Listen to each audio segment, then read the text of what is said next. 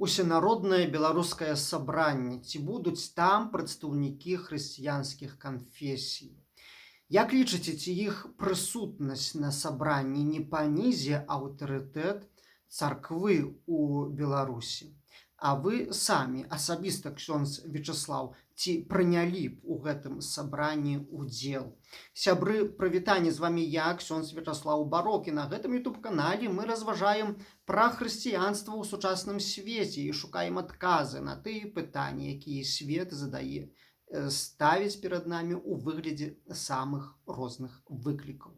І вось гэта усенароднае беларускае сабранне, якое мае месца быць 11-12 лютага ў Мінску, стала для нас сапраўдным выклікам. І таму я прачытаў на пачатку тыя пытанні, якія вы адрасуеце мне ў гэтыя дні перад сабраннем і прасілі, каб я на іх адказаў.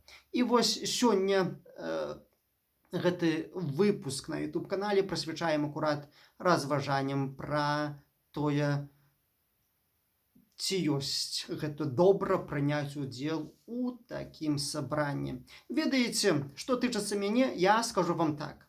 Я, калі б мяне запрасілі на гэтае ж сабранне, я б з упэўненасцю на яго пайшоў, прыняў бы ў ім удзел.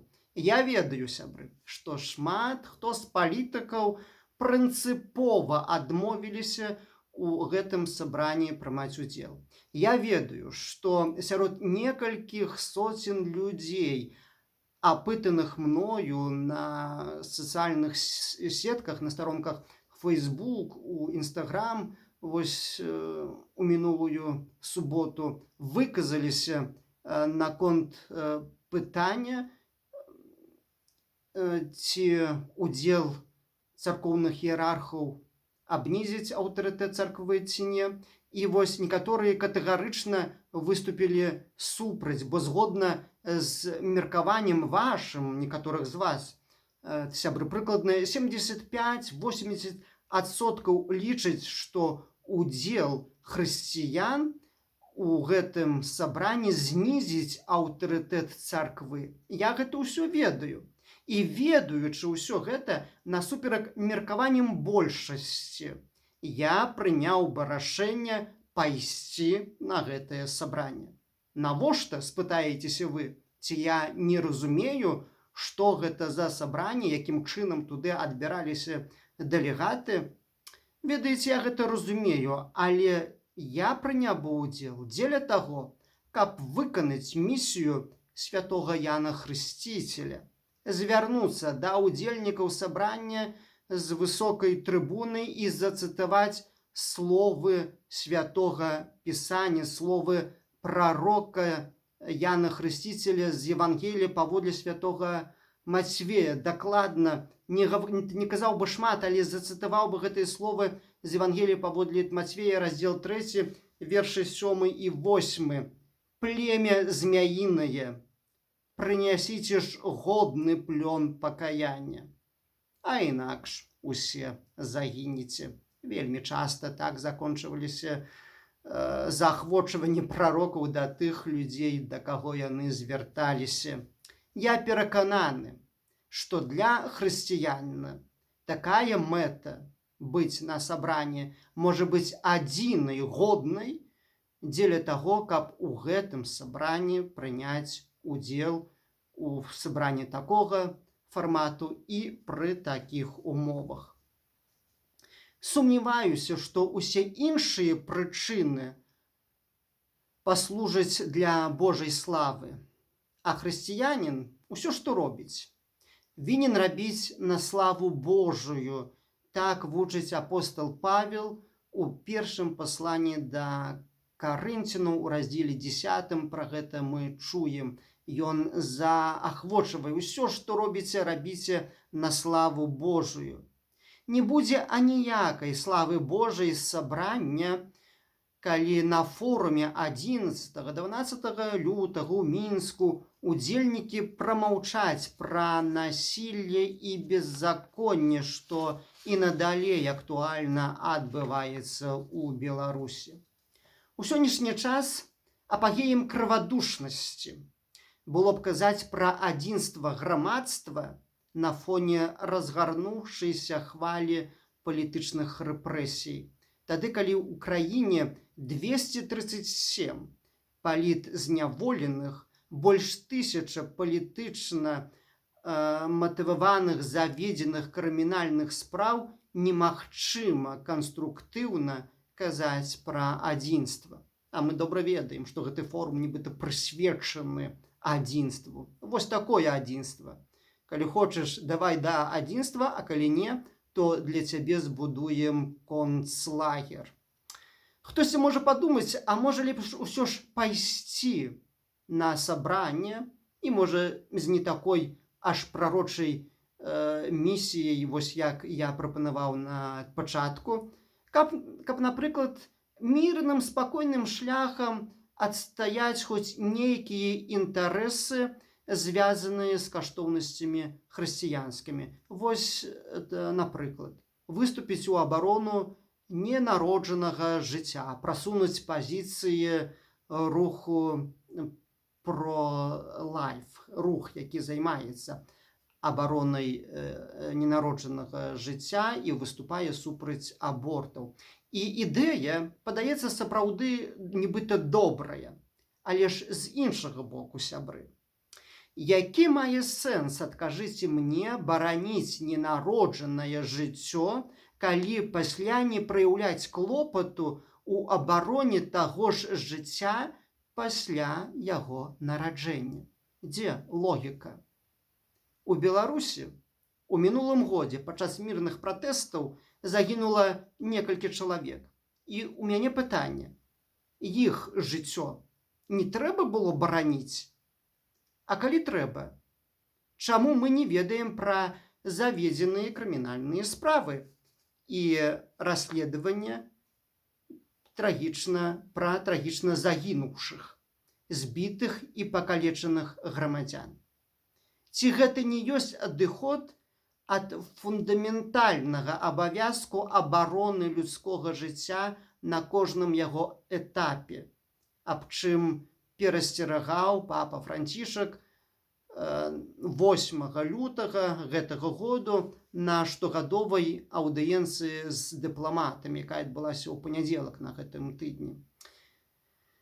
Так вось, у нашай сітуацыі і прарокам не трэба быць, каб ведаць, што з трыбуны Палаца Рэспублікі будуць рапартаваць пра высокія дасягненні на дзяржаўным узроўні, ды хваліць сацыяльную накіраванасць ва ўнутранай палітыцы ў нашай краіне.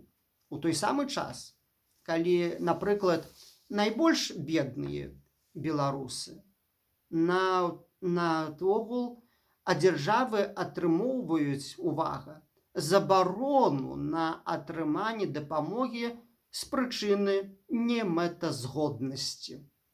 Вось прыклад. Як стала вядома, 9 лютага 2021 году з аккаунта Caritas у Фейсбуку акурат з такой фармуліроўкай немэтазгоднасці дабрачынная каталіцкая арганізацыя Caritas Мінск атрымала адмову з дэпартамента па гуманітарнай дзейнасці на рэгістрацыю фінансавай дапамогі з-за мяжы для 700 бяздомных і патрабуючых грамадзян Беларусі.